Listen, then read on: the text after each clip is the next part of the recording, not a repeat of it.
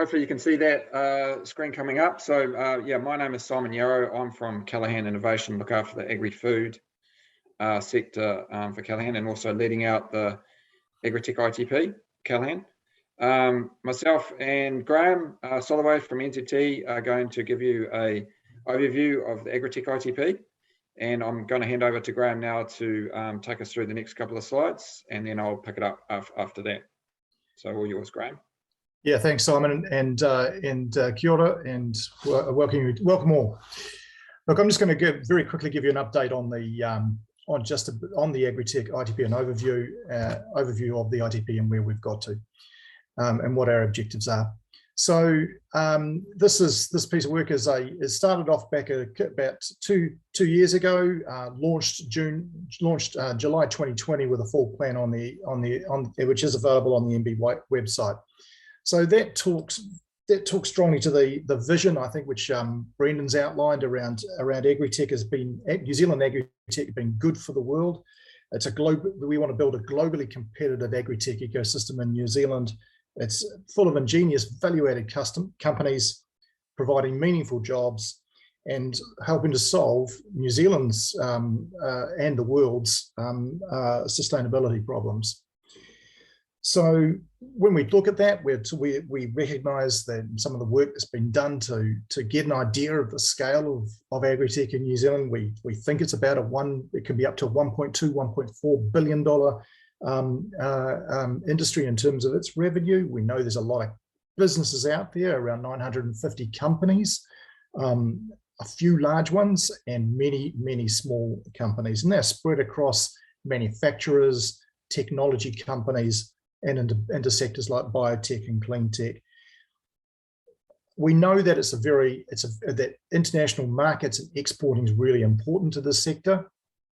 So around about 60% of that sector is engaged in export, or 60% of the revenue is derived from exports, I should say. But it's really important as part of New Zealand's agribusiness, agri-food supply chain. So that capability to support our domestic agriculture industry is a very important part of it. And we also know that there are certain markets, North America and Australia being two large and key markets, but also some really emerging interest in areas in Latin America and potential elsewhere to drive into some niches, high value niches around the world. So it's part of the government's broad policy to identify these sorts of sectors and grow them. And as a result of that, we have $11.4 million that have been assigned to delivery partners to deliver parts of the ITP and around the objectives of the ITP. So just in the next slide, Simon. You could. You've got the control there.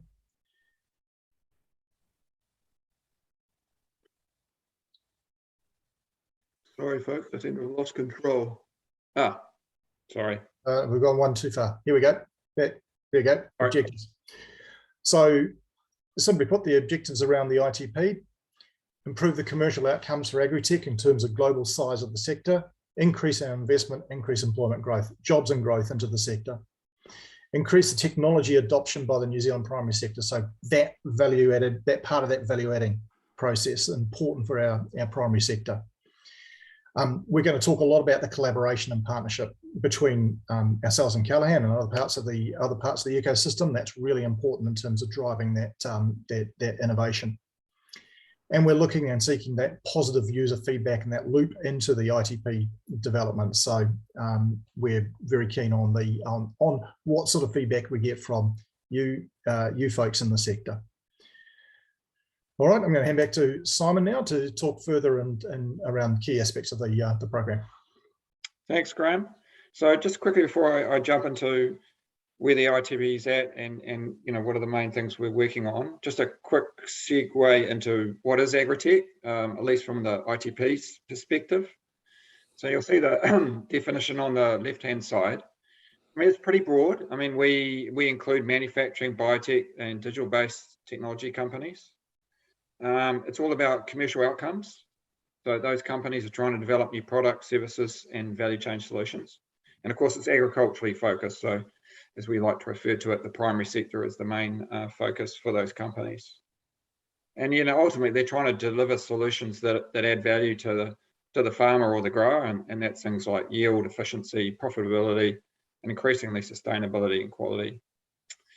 We've already had, I think, maybe the tagline, NZ Agritech, good for NZ and great for the world. And that really captures what we're trying to achieve, which is both, help the New Zealand primary sector, as Graeme's mentioned already, but also trying to boost exports and create that global agritech sector for New Zealand. On the right-hand side of the slide, we've broken down the sector into different segments. And that's just to recognise in some areas we have specific initiatives in those segments. The top three are, I guess, the foundation of the New Zealand primary sector. We've got, livestock and pastoral farming, which we've called farm and pasture tech. We've got technology companies in horticulture and then in forestry. So if you like, they're the sort of foundation areas. The second row has more, I guess, niche or emerging areas that we're doing specific initiatives in.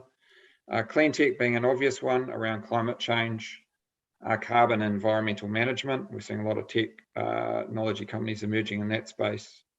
And there's been a lot of activity in hemp and medicinal cannabis in New Zealand, mainly due to the change in regulations and a lot of investment, new products and services being developed. And lastly, we see a lot of potential in aquaculture and technology companies, innovation in that space, real emerging area for us. So next slide, this is going to basically build into the most hopefully complex slide you're going to see today, but this is basically the Agritech ITP in action. So I'm going to build it for you as we go to make it easier. So on the right, we have all our customers and stakeholders. These include the tech companies themselves, but also the growers, science companies, investors, government, of course, and industry organisations. So we're interacting with all of those as part of the ITP. They're providing us great information and knowledge that we're now putting into our customer knowledge hub so that we can then develop better products and services for those customers and stakeholders. And obviously we communicate with that group through various marketing channels, can be web-based events like today, can be workshops. Hopefully we'll get back to international travel next year, and other ways to communicate and offer our products and services. Now, previous slide, I already talked about some of this. This is how we kind of segment some of our initiatives. We've got the ones down the bottom and purple that I've already referred to. We also are doing specific regional events and initiatives, and also one specifically for the Maori economy. Then in the green, we've got our two high impact projects. So I'll just explain them a little bit more. The Farm 2050 Nutrient Management Trial is a multi-year trial. It's looking at testing technologies across a number of different farming systems. And ultimately, those technologies want to deliver productivity gains, but also improved environmental management. And so we have half a dozen companies shortlisted for that trial, of which half of them are Kiwi-based or Kiwi-owned. So this includes Eco360, CropX, and Pastoral Robotics. And then going up the right there, the Horticulture Technology Catalyst, that's like a kind of a deep dive into a particular sector or subsector of agritech, where we see a huge amount of potential. And so that's looking at developing initiatives around talent, connections, and project management. And we have a business case that we're putting to cabinet at the end of this year, where we hope to successfully secure significant funding to actually stand up the Horticulture Technology Catalyst as its own organisation. And lastly, within the blue, we have all our products and services and programs that we've been developing. Most of these have been launched, or in some cases about to be launched over the last 6 months.